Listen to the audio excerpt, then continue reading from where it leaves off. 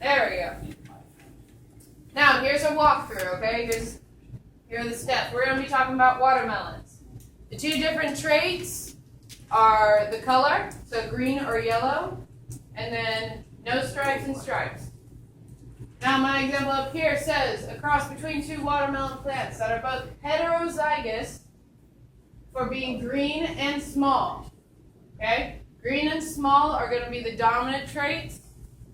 Striped and large phenotypes are going to be the recessive traits. So, can someone tell me what the P1 genotypes are going to be?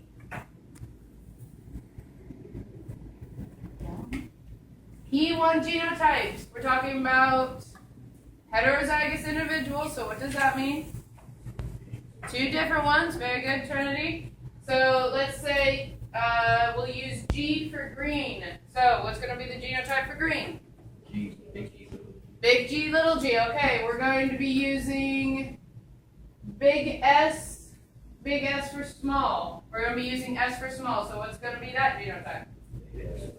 Big S, little s. Is that for both parents? One parent? What? Both. Both parents, because it says both are heterozygous. Very good. Okay, so step one, figure out what the parent one genotypes are. There they are up here. Notice that we squish them together. Big G, little g. Big S, little s. Heterozygous. Okay? So that's the first step. Figure out the parents. Step two, you're going to be drawing another square, but instead of 4, it's going to be 16 boxes. Why are we using 16 boxes instead of 4 boxes? Yeah, 4 times 4 equals 16, right? We have 4 different genomes, and each of those genomes has to have a spot. Right there, there, and on this side. All right, our parents go on the top and on the side.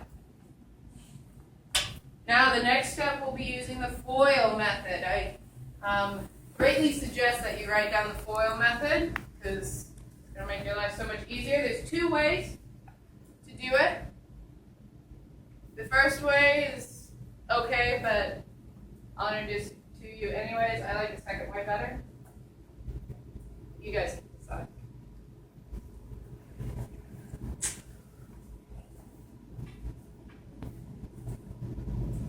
Okay.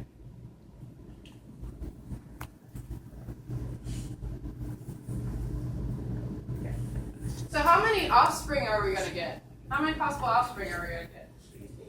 16. Yeah, very good.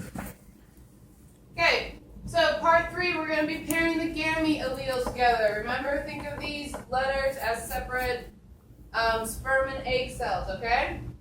Remember, the parents go on the outside of the square, the top and the side, like the monohybrids. You got to keep the traits separate.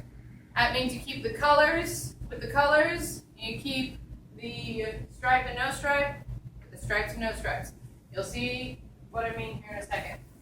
We're going to use the FOIL method. As Katie said, FOIL stands for first, outside, inside, last.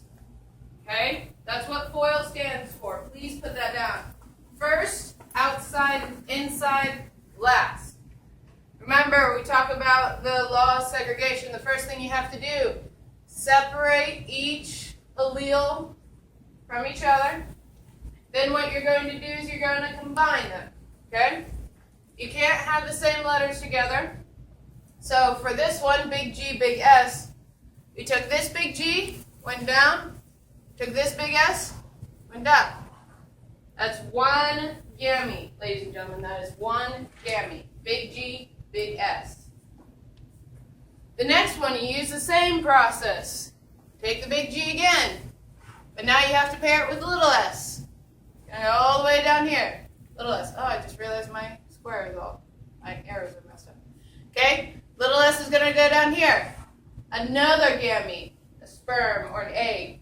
Okay, that's another gamete. Then we're going to go to little g. Little g is going to come down here. Big S is going to come down here. Another gamete. Okay, you guys get this? Big G goes down here. Little s goes down here. So how many separate different gametes do we have? We have 4 different gametes. Okay? It is important whenever we're talking about heterozygous individuals and you're doing this FOIL method You always want to come out with 4 different gametes. If you didn't, you did something wrong, you got to go back and do it again.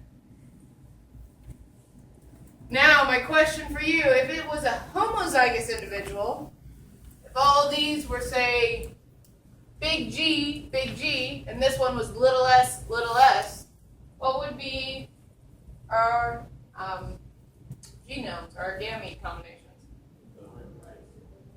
Say it, Sam. Big G, little s. Is there any other ones? No, we can't get any other combination. Okay? So heterozygous individuals, you're going to get the most combinations.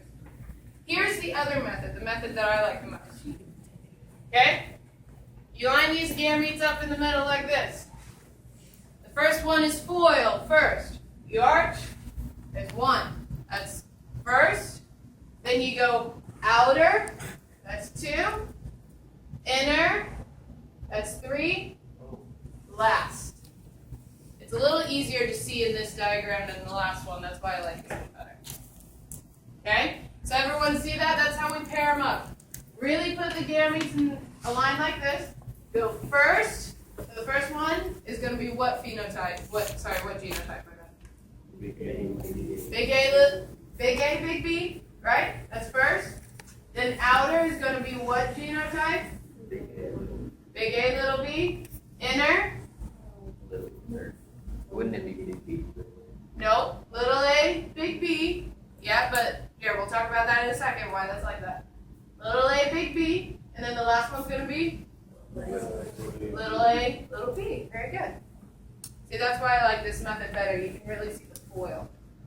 So those are our possible genotypes. But we're going to go back to watermelon, talking about watermelon.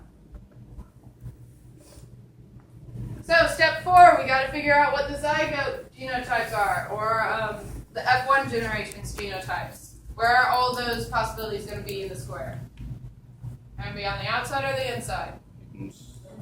Inside. So when I ask you about the F1 possibilities, where are you going to be looking? Outside. Inside. You're going to be looking inside the square. Correct. Now remember what I said about keeping the alleles separate. Notice that we don't have 2 G's here or 2 S's here.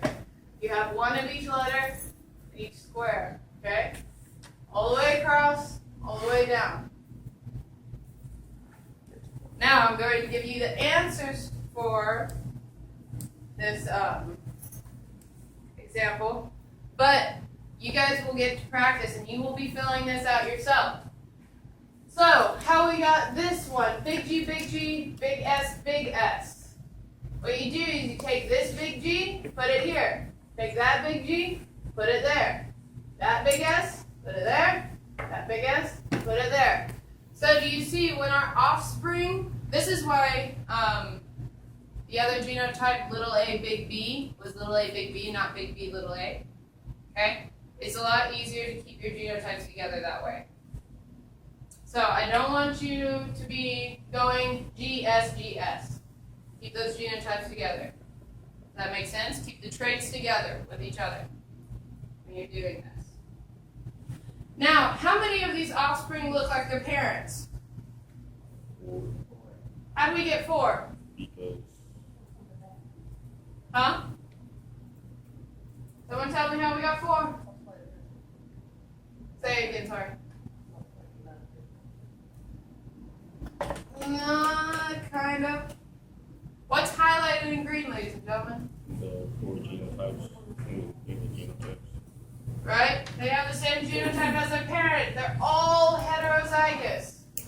When you have a heterozygous cross between the parents, they're both heterozygous, you're going to always get 4 offspring possibilities that are also going to be the same. Okay? Same heterozygous. I will ask you questions like that, looking at the table, so you're not just telling me the genotype ratio, the phenotype ratio. I'm going to ask you, how many of these offspring look like their parents? How many don't look like their parents? So you got to start looking at that.